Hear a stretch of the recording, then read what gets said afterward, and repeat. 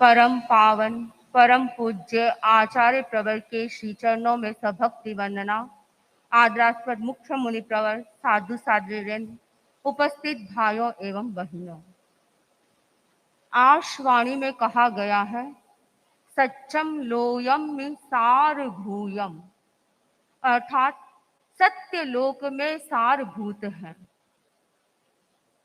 दुनिया में सारभूत तत्व है सत्य धर्म। सत्य धर्म परम धर्म है और असत्य परम पाप है। दुनिया में सत्य धर्म भी का अस्तित्व है तो असत्य का भी अस्तित्व है। शास्त्रों में सत्य धर्म, धर्म के बारे में और अधर्म के बारे में बहुत व्याख्या मिलती है। 10 धर्मों में एक धर्म बताया गया है, वह है सत्य धर्म, और 18 पापों में एक पाप बताया गया है, वह है मृषावाद पाप। मृषावाद पाप स्थान है, फिर चाहे वह जानबूझकर किया जाए या अनजान में, वह चाहे क्रोध के वशीभूत होकर किया जाए या फिर लोभ के वशीभूत या भयवश या हास्यवश, परंतु वह पाप ही कहलाता है। किसी भी परिस्थिति में बोला जाए वह पाप ही होगा, चाहे छोटे स्तर का हो या बड़े स्तर का असत्य बोला जाए, सारा ही वह पाप की गिनती में आता है। इससे पाप कर्म का बंधन ही होता है। कुछ धर्म दर्शनों का मंतव्य है कि कभी कभी किसी व्यक्ति को बचाने के लिए झूठ बोलना पड़ता है तो वह पाप कर का बंधन नहीं कराता है, यानी वह पाप नहीं है। परंतु जैन दर्शन इस बात को नहीं मानता है, इसे अस्वीकार करता है। जैन दर्शन का कहना है कि व्यक्ति किसी भी परिस्थिति में यदि पाप का आचरण करता है, असत्य का आचरण करता है, तो वह पाप ही है, अनाचरणीय ही कहलाएगा। मिथ्यावाद क्या है और मिथ्यावाद किन कारणों से बोला जाता है, यानी असत्य किन कारणों से बोला जाता है, इसकी चर्चा हमने पूर्व में की। प्रश्न होता है कि मिथ्यावाद पाप से बचने के लिए झूठा संभाषण करना नहीं करना, क्या इससे ही काम चल जाता है? असत्य संभाषण तो नहीं करना, यह तो है ही मिथ्यावाद के साथ जुड़ा हुआ, लेकिन मिथ्यावाद पाप से बचने के लिए झूठा संभाषण तो नहीं करना, परंतु इस बात पर भी ध्यान देना होता है कि हमें सत्य भी कैसा बोलना है, सत्य भी विवेक पूर्वक बोलना चाहिए। सत्य विवेक पूर्वक बोलना चाहिए, इसके लिए हमें किन किन बातों को ध्यान में रखना है। सबसे सत्य विवेकपूर्ण बोलने के लिए पहला सूत्र है कि जो सत्य दूसरों को अप्रिय लगे वैसा सत्य नहीं बोलना चाहिए। आगम में कहा गया है तहेव फरुसा भाषा गुरु भूओ वगा इणी सच्चा विसान वत्तवा जो पावस्त आगमो, अर्थात ऐसा सत्य नहीं बोलना चाहिए जो बहुत कठोर हो। कठोर वचन सत्य होने पर भी नहीं बोलने चाहिए। जो रफ और ब्लंट भाषा होती है, उसे भाषा भी नहीं बोलनी चाहिए। छोटे बड़े किसी जीव की घात हो वैसा सत्य भी नहीं बोलना चाहिए। छोटे बड़े जीवों को जिससे जिससे छोटे बड़े जीवों की हिंसा हो सकती है, ऐसा भी सत्य वचन नहीं बोलना चाहिए। इसी प्रकार कोई काना है उसे काना नहीं कहना, कोई चोर है तो उसे चोर नहीं कहना, कोई गूंगा है तो उसे गूंगा नहीं कहना। इस प्रकार की भाषा भी एक साधु को नहीं बोलनी चाहिए। सत्य है परंतु क्योंकि वह कठोर है, कटु है।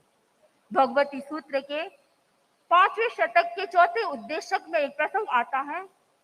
गौतम स्वामी ने भगवान महावीर से प्रश्न किया कि भंते देवता असंयत होते हैं तो ऐसा कहा जा सकता है? वास्तव में देवता असंयत होते हैं, असंयमी होते हैं, यानी उनके त्याग प्रत्याख्यान नहीं होता है, वे त्याग प्रत्याख्यान नहीं कर सकते हैं। परंतु भगवान महावीर स्वामी ने कहा कि गौतम देवता असंयत है, परंतु ऐसी भाषा भी नहीं बोलनी चाहिए क्योंकि यह कटु भाषा है, कठोर भाषा है। तो गौतम स्वामी ने दूसरा प्रश्न किया कि भंते फिर देवता संयमी है ऐसा बोला जा सकता है? भगवान ने कहा कि गौतम, यह भी नहीं बोला जा सकता। यह यथार्थ से ये यथार्थ तो है, यथार्थ से परे है, क्योंकि देवता संयमी नहीं होते हैं। तो फिर क्या बोला जाए? तब भगवान महावीर स्वामी ने गौतम स्वामी से कहा कि गौतम, देवता नो संयत है ऐसा बोला जा सकता है। यानी देवता असंयत है ऐसा बोलना एक निष्ठुर कटु भाषा है, इसलिए देवता नो संयत है ऐसा बोला जा सकता है। भगवान महावीर ने कहा यह यथार्थ से परे भी नहीं है और यह निष्ठुर और कटु भी नहीं है, इसलिए ये कहा जा सकता है कि देवता नो संयत होते हैं। इस प्रकार एक साधु को भी इस प्रकार की भाषा बोलनी होती है कि सत्य होते हुए भी ऐसी भाषा न बोली जाए जो कटु होती है। ऐसा सत्य भी नहीं बोलना चाहिए जहां पर डाउटफुल हो, संदेह हो। सत्य तो है, लेकिन जहां डाउटफुल हो ऐसी भाषा भी नहीं बोलनी चाहिए। जैसे दो आदमी एकांत में बात कर रहे हैं, आप वहां पर दूर ही खड़े खड़े देख रहे हैं, उनके हाव भावों से आपने जाना कि वे कुछ बात कर रहे हैं, और आपने किसी तीसरे व्यक्ति को जाकर कहा कि वे दोनों व्यक्ति तुम्हारे संबंध में बात कर रहे थे। मैंने अपने हाव भावों से, उनके हाथों के इशारों से जान लिया है कि वे तुम्हारे बारे में ही बात कर रहे थे। तो इस प्रकार की संदेहकारी भाषा भी व्यक्ति को नहीं बोलनी चाहिए, जहां पर किसी को कष्ट हो सकता है, किसी की घात हो सकती है, ऐसी संदेहकारी भाषा भी नहीं बोलनी चाहिए। तीसरी बात कही गई, ऐसा सत्य भी नहीं बोलना चाहिए जिससे किसी के मर्म का भेद हो जाए, किसी का सीक्रेट ओपन हो जाए। ऐसी भी भाषा नहीं बोलनी चाहिए जिससे आपका विश्वास किसी से हट जाए। ऐसी भाषा जो दूसरों को भारी नुकसान पहुंचा सकती है या दूसरों के विश्वास को ठेस पहुंचा सकती है, ऐसी भाषा का भी प्रयोग नहीं करना चाहिए।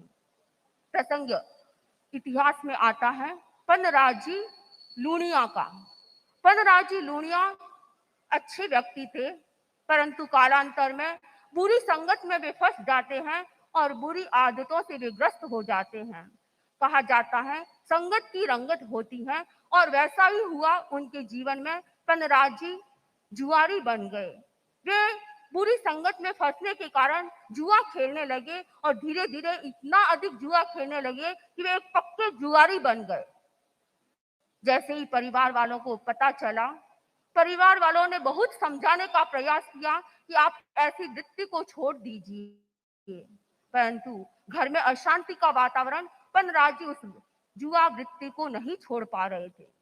परिवार वालों ने सोचा हमारे समझाने से ये समझ नहीं रहे हैं, क्या उपाय किया जाए ताकि ये अपनी जुआ वृत्ति को छोड़ दे। एक दिन चिंतन किया, उनका पुत्र था सरदार मल जी। उन्होंने चिंतन किया कि मुझे गुरुदेव के पास ले जाना चाहिए पिताश्री को, और वहां पर गुरुदेव ही इन्हें समझा सकते हैं। उस समय जयाचार्य प्रवर का बर्तारा था और जयाचार्य प्रवर पाली में विराजमान थे। जैसे ही पिता सरदार मल जी ने अपने पिता को कहा कि पिताजी हम जयाचार्य प्रवर के दर्शन करने जाएंगे। पन्नराज जी भले ही वे जुआरी थे, परंतु उनके भीतर में थोड़ी धार्मिकता थी। वे गुरु दर्शन करने के लिए तैयार हो जाते हैं। परिवार के साथ वे जयाचार्य प्रवर के चरणों में पहुंचते हैं, और सरदार मल जी ने और उनकी पत्नी ने, दोनों ने, पुत्र और पत्नी ने, दोनों ने जयाचार्य प्रवर को सारा घटनाक्रम बताया। एक दिन जयाचार्य प्रवर ने पनराज जी को बुलाया और पनराज जी को पूछा। उन्होंने कहा कि मेरी वृत्ति है, परंतु उनकी नस नीचे हो गई। गुरु के सामने ये कैसे बताए कि मैं एक जुआरी बन गया हूँ। जयाचार्य प्रवर ने उनको समझाया, और समझाने के बाद उनसे कहा कि तुम त्याग कर दो, प्रत्याख्यान कर दो। उनकी हिम्मत भी नहीं हो रही थी कि मैं त्याग प्रत्याख्यान कर लूं, परंतु जयाचार्य प्रवर के कहने पर उन्होंने जुआ खेलने का त्याग कर लिया। और जयाचार्य प्रवर ने ये जाते जाते ये भी कहा कि मुझे विश्वास है कि तुम त्याग प्रत्याख्यान के प्रति अधिक पक्के रहोगे। इस प्रकार जयाचार्य प्रवर की बात को सुनकर वे वहां से रवाना हो गए। अब जैसे ही घर में पहुंचे, रोज की ये आदत जुआ खेलने की, जुआ, उनके जो जुआरी मित्र थे उनके घर आए उनको बुलाने के लिए। उन्होंने सोचा, जयाचार्य प्रवर से मैंने जुआ का प्रत्याख्यान तो कर लिया, अब ये मेरे मित्र जुआ खेलने के लिए मुझे बुलाते हैं, अगर मैं नहीं जाऊं तो मेरी मित्रता भी खंडित हो जाएगी, अब मैं क्या करूं। उन्होंने सोचा कि मित्रता भले ही खंडित हो, पर जयाचार्य प्रवर ने मुझे त्याग कराया है तो मुझे इसका पालन तो करना है। उन्होंने शमशान घाट में जाकर सामायिक पत्तक कर ली। अब प्रतिदिन का ये क्रम बना दिया, जब भी उनके मित्र जुआरी मित्र आते उनको बुलाने के लिए वे शमशान घाट में जाकर वहां सामायिक कर कर बैठ जाते। एक दिन वे सामायिक कर कर बैठे हुए थे, उसी समय उनका एक जुआरी मित्र वहां पहुंचा और उसने अपने पन्नराज जी के हाथ में जो हीरे की अंगूठी पहनी हुई थी वो अंगूठी निकाल ली और कान में ये बात कहकर गए कि आपको धर्म और गुरु की सौगंध है, आप किसी को भी ये बात नहीं बताएंगे कि मैं ये अंगूठी चुराई है। लेकर चला गया। अब पन्नराज जी जैसे ही घर में पहुंचे, ऐसी बात छिपाए छुप नहीं सकती हैं। परिवार वालों को पता चला कि अंगूठी अंगुली में नहीं पहनी हुई है। परिवार वालों ने पूछा, ये अंगूठी कहाँ है? वे मौन रहे, कुछ भी उत्तर नहीं दिए। तो जब उत्तर नहीं दिया जाता है तो संदेह हो जाता है, अविश्वास हो जाता है। उन्होंने कहा, परिवार वालों ने समझा कि हो न हो पन्नराज जी ने अपना त्याग जो लिया हुआ है उसे तोड़ दिया है और जुआ खेलकर उस जुए में को हार कर आए हैं। उनकी पत्नी ने भी पूछा, लेकिन पत्नी के कहने पर भी वे उस समय मौन रहे, कुछ नहीं बोले।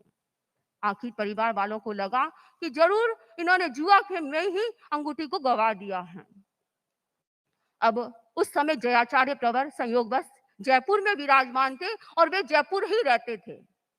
जैसे ही एक दिन जयाचार्य प्रवर के पास पुत्र और पत्नी दोनों गए और सारी बात बता दी। और एक दिन जैसे ही पन्नराज जी जयाचार्य प्रवर के दर्शन करने गए तो जयाचार्य प्रवर ने भी पूछ लिया कि तुम सच सच बताओ, तुम्हारी अंगूठी कहाँ है? उसने कहा कि गुरुदेव, मैं ये तो नहीं बता सकता कि अंगूठी के विषय में क्या है, उस बात को आप छोड़ दीजिए। ये कह सकता हूँ कि मैंने अंगूठी जुए में नहीं खेली है, जुए में गवाई नहीं है, यानी मैंने अपने प्रत्याख्यान को भंग नहीं किया है, इस बात में मैं निश्चित कह सकता हूँ। पर फिर भी जयाचार्य प्रवर को विश्वास नहीं हुआ, क्योंकि अंगूठी है नहीं और मौन है, इसका मतलब अंगूठी कहीं ना कहीं जुए में ही खेली है। अब कुछ समय बीता, कुछ वर्ष बीते और वह भाई जिसने अंगूठी लेकर वो शमशान में जब समाई करे थे अंगूठी लेकर गया था, वह भाई आया और वह अंगूठी देते हुए कहा कि मुझे बहुत सात्विक गौरव की अनुभूति हो रही है कि मैंने भी जुआ खेला, उसमें मुझे पैसे की भी जरूरत पड़ी और आर्थिक दृष्टि से कुछ पैसा की जरूरत थी। उस समय मुझे यही लगा कि मैं तुम्हारे से ये अंगूठी ले जाऊं और वो 20,000 रुपए की अंगूठी थी और उससे मेरा काम हो गया और मैंने उस अंगूठी को गिरवी रखा था और जब मेरी कमाई हो गई, पैसा आ गया तो मैं अंगूठी वापस करने के लिए आया हूँ। परंतु मुझे इस बात की सात्विक गौरव की अनुभूति हो रही है कि मेरा मित्र अपनी बात को पक्का रखा। मैंने तो सोचा था ऐसे ही मैंने सौगंध दे दिया है, परंतु वह पक्का रहेगा या नहीं, वो किसी न किसी को तो बता ही देगा, परिवार को तो बता ही देगा। लेकिन पन्नराज जी अपनी बात पर पक्के रहे और उन्होंने किसी को बताया भी नहीं, क्योंकि किसी का मर्म भेद करना, किसी को बता देना अविश्वास पैदा करना होता है। वे मौन रहे और जब अंगूठी पास में आ गई, परिवार वालों को पता चल गया और जयाचार्य प्रवर को भी पता चल गया कि अंगूठी उन्होंने जुए में नहीं खेली है, तो जयाचार्य प्रवर को भी उन पर विश्वास हो गया और उन्होंने एक सुंदर आगे जीवन जिया। तो पन्नराज जी लूणिया भी एक ऐसे श्रावक हुए हैं जिन्होंने अपने इस जुआ वृत्ति को छोड़कर यह विश्वास दिला दिया कि मैं आगे से ऐसी बुरी वृत्ति को नहीं अपनाऊंगा। और यह भी हो गया कि कभी भी किसी को दूसरों की जो मर्म भेदकारी बात हो वह नहीं बतानी चाहिए। असत्य संभाषण ऐसा पाप है जो सबसे पहले विश्वास पर प्रहार करता है। कोई व्यक्ति असत्य संभाषण करता है, उससे वह अपना विश्वास खो देता है, समाज में, परिवार में विश्वास खो देता है। हमें असत्य संभाषण से बचने का प्रयास करना चाहिए, क्योंकि जहाँ विश्वास होता है वह आश्वास होता है, वह जीवन होता है। सोमप्रभ सूरी ने मुक्ति सुक्तावली ग्रंथ में लिखा है, असत्यम प्रत्यय मूल कारणम। असत्य है वह अविश्वास का मूल कारण है, इसलिए हमें असत्य भाषा से बचने का प्रयास करना चाहिए। परिवार और समाज में गुडविल बनाने के लिए भी हमें विश्वास को अपनाना है, तो असत्य संभाषण नहीं करना है। यह संभव तभी हो सकता है जब व्यक्ति विवेकपूर्ण सत्य को अपनाता है। सत्य भी ऐसा बोले जो विवेकपूर्ण हो, किस स्थिति में बोला जाए, किस स्थिति में नहीं बोला जाए, इस बात का भी ध्यान रखना चाहिए। सत्य विवेकपूर्ण बोलना चाहिए, उससे समाज में विश्वास पैदा होता है। इसका एक उदाहरण है रूपचंद सेठिया का। रूपचंद सेठिया एक ऐसे विश्वस्त श्रावक थे जिन्होंने अपने परिवार में तो विश्वास अर्जित किया ही, उन्होंने समाज में भी बहुत विश्वास अर्जित किया अपनी सत्य निष्ठा के कारण। वे इतने सत्यनिष्ठ श्रावक थे, इतने ईमानदार थे कि किसी भी परिस्थिति में वे असत्य का आचरण नहीं करते थे। एक बार सुजानगढ़ में नए नाजिम की नियुक्ति हुई। नाजिम एक पोस्ट है, एक पद है। तो नए नाजिम की नियुक्ति हुई और लोगों ने कहा कि आपको कोई भी वस्तु की जरूरत हो तो सेठिया परिवार से आप ले सकते हैं। नाजिम को कुछ वस्तुओं की जरूरत थी। उन्होंने अपने कर्मचारी को भेजा और सेठिया परिवार से वस्तुएं लाने के लिए कहा। जैसे ही वे वस्तु लाने के लिए कर्मचारी वस्तु लाने के लिए गया, रूपचंद सेठिया ने बड़ी उदारता के साथ एक वस्तु को छोड़कर सारी वस्तुएं जो मांगी उनको दे दी, और जो वस्तु नहीं दी उसके बारे में रूपचंद जी ने कहा कि यह वस्तु मेरे पास है पर मैं देना नहीं चाहता हूँ, मेरी देने की इच्छा नहीं है। ये बात जाकर कर्मचारी ने नाजिम को बताया। नाजिम ने जैसे ये बात सुनी, उन्हें विस्मय हुआ, आश्चर्य हुआ कि ऐसा भी कोई व्यक्ति होता है। नाजिम ने समाज के लोगों को कहा कि ये सेठिया जी अच्छे आदमी नहीं लगते हैं।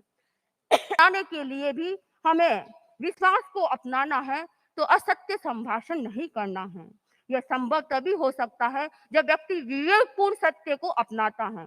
सत्य भी ऐसा बोले जो विवेकपूर्ण हो, किस स्थिति में बोला जाए, किस स्थिति में नहीं बोला जाए, इस बात का भी ध्यान रखना चाहिए। सत्य विवेकपूर्ण बोलना चाहिए, उससे समाज में विश्वास पैदा होता है। इसका एक उदाहरण है रूपचंद सेठिया का। रूपचंद सेठिया एक ऐसे विश्वस्त श्रावक थे जिन्होंने अपने परिवार में तो विश्वास अर्जित किया ही, उन्होंने समाज में भी बहुत विश्वास अर्जित किया अपनी सत्य निष्ठा के कारण।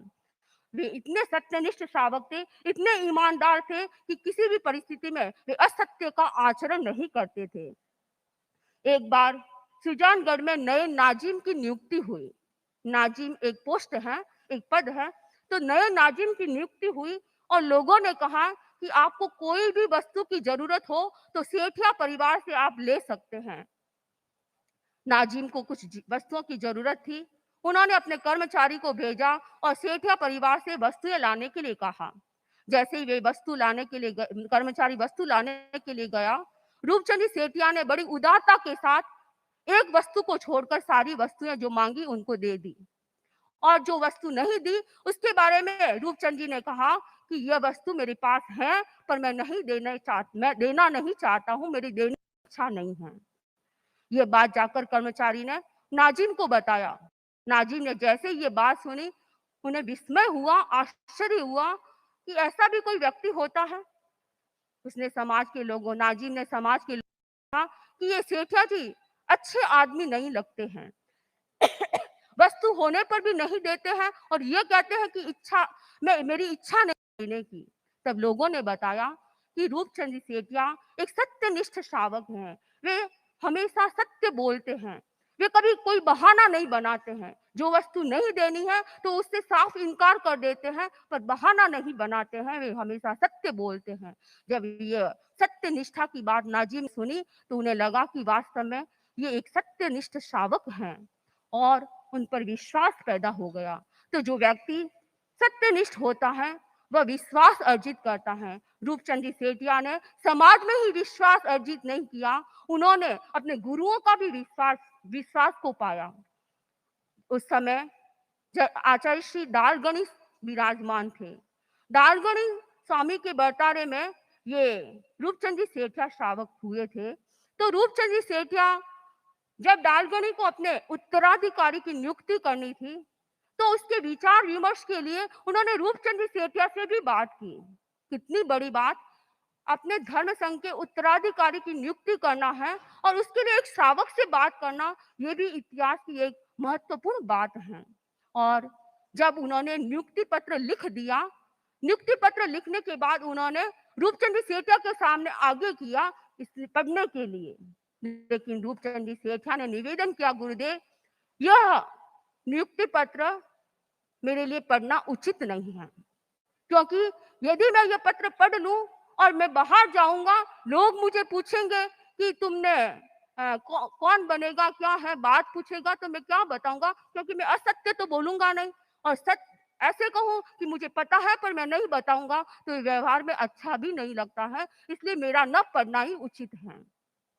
ऐसे विश्वास पात्र जिन्होंने समाज में विश्वास अर्जित किया और धर्म संघ के आचार्यों के द्वारा भी विश्वास अर्जित किया, ऐसे रूपचंद सेठ या श्रावक जिनसे हमें प्रेरणा मिलती है कि हम अपने जीवन में सत्य निष्ठा को अपनाएं, ईमानदारी का जीवन जिए, प्रामाणिकता का जीवन जिए और विवेकपूर्ण सत्य को बोलने का प्रयास करें। असत्य संभाषण का दूसरा दोष बताया गया है कि यह अवगुणों का इन्विटेशन कार्ड है। जो व्यक्ति असत्य संभाषण करता है, उसके एक अवगुण के साथ अनेक अवगुण आते हैं। झूठ बोलता है व्यक्ति, एक झूठ को छिपाने के लिए न जाने कितनी बार उसे झूठ बोलना पड़ता है। इसलिए असत्य संभाषण नहीं करना चाहिए। हमें सत्य बोलने में कठिनाई हो तो उस समय मौन कर लेना चाहिए, लेकिन असत्य नहीं बोलना चाहिए। असत्य, सत्य भी कैसा बोलना चाहिए, क्योंकि उससे व्यक्ति को जो झूठ बोलता है, असत्य संभाषण करता है, उससे उसको चिंता भी होती है, अनुताप भी होता है और भय भी होता है। एक श्लोक में कहा गया है, पूर्वम चिंता प्रयोगस्य समय जायते भयम पश्चातापो विपाके च माया या अनृतस्य च। जो व्यक्ति असत्य का आचरण करता है, उसे फोन पे सबसे पहले पर चिंता 40 होती रुपए है। मिले। जब वह उसका प्रयोग नहीं करता, उससे पहले उसको चिंता होती है, मैं किस प्रकार से असत्य बोलूं ताकि कहीं मैं पकड़ा न जाऊं। इस बात का भी उसे चिंता रहती है, उसे चिंतन करना पड़ता है कि किस प्रकार से मैं झूठ का आचरण करूं। और जब झूठ बोल देता है तो यह भय रहता है कि मैं कहीं पकड़ा न जाऊं, इसलिए भी उसे भय भी बना रहता है। और तीसरी बात, झूठ बोल देता है जो व्यक्ति, उसे बाद में पश्चाताप भी होता है कि मैं थोड़ी सी बात के लिए क्यों असत्य का आचरण किया मैंने। इस प्रकार जो व्यक्ति असत्य संभाषण करता है, वह चिंताग्रस्त भी होता है, भयग्रस्त भी होता है और अनुतापग्रस्त भी होता है। इसलिए असत्य का आचरण नहीं करना चाहिए। और चौथी बात कही गई है कि जो व्यक्ति असत्य आचरण करता है, वह अल्पायु का आयुष्य बंद कर अल्पायु आयुष्य कर्म का बंद करता है। भगवती सूत्र के 5वें शतक के 6ठे उद्देशक में बताया गया है, अल्पायु के 3 कारण बताए हैं। उसमें एक कारण बताया गया है, जो व्यक्ति मृषावाद बोलता है, जो असत्य बोलता है, वह उसको स्मॉल लाइफ हो जाती, छोटी सी लाइफ हो जाती है, छोटा जीवन काल मिलता है। और एक और बात बताई गई है सूत्र में कि जो व्यक्ति असत्य का आचरण करता है, मृषावाद बोलता है, वह लंबे आयुष्य को प्राप्त तो कर लेता है, लेकिन अशुभ आयुष्य को प्राप्त करता है, अशुभ दीर्घायु को प्राप्त होता है। यानी जैसे नरक गति का आयुष्य, नरक गति की, और छोटे अल्पायु का बंधन नहीं करना है। हमें असत्य संभाषण से बचने का प्रयास करना है। जो व्यक्ति सत्य का आचरण करता है, उसे घबराने की जरूरत नहीं है, वह सत्य से घबराए नहीं, सत्य को अपनाने का प्रयास करे। क्योंकि मृषावाद एक साधु पूर्ण रूप से सत्य व्रत का पालन कर सकता है, लेकिन एक गृहस्थ स्थूल मृषावाद का प्रत्याख्यान कर सकता है, स्थूल मृषावाद से बच सकता है। परम पूज्य आचार्य प्रवर ने सुमंगल साधना बताई है, और सुमंगल साधना में भी श्रावकों के लिए उसमें एक नियम बताया गया है कि व्यक्ति इरादतन रूप में झूठ न बोले, असत्य का आचरण न करे। इरादतन रूप का मतलब जानबूझकर व्यक्ति असत्य का आचरण न करे, एक करण और दो योग से। इस प्रकार सुमंगल साधना में भी यह प्रत्याख्यान करवाया जाता है। एक श्रावक को स्थूल मृषावाद से बचने का प्रयास करना चाहिए। परम पूज्य आचार्य प्रवर फरमाते हैं कि सत्य को परेशान तो किया जा सकता है, परंतु सत्य को परास्त नहीं किया जा सकता है। इसलिए हमें सत्य का आचरण करने का प्रयास करना चाहिए। जितना हम सत्य का आचरण कर सके उतना एक गृहस्थ को करने का प्रयास करना चाहिए और श्रावक धर्म की आराधना करते रहना चाहिए। अपने जीवन को उन्नत बनाने का प्रयास करना चाहिए। इन्हीं भावों के साथ ओम।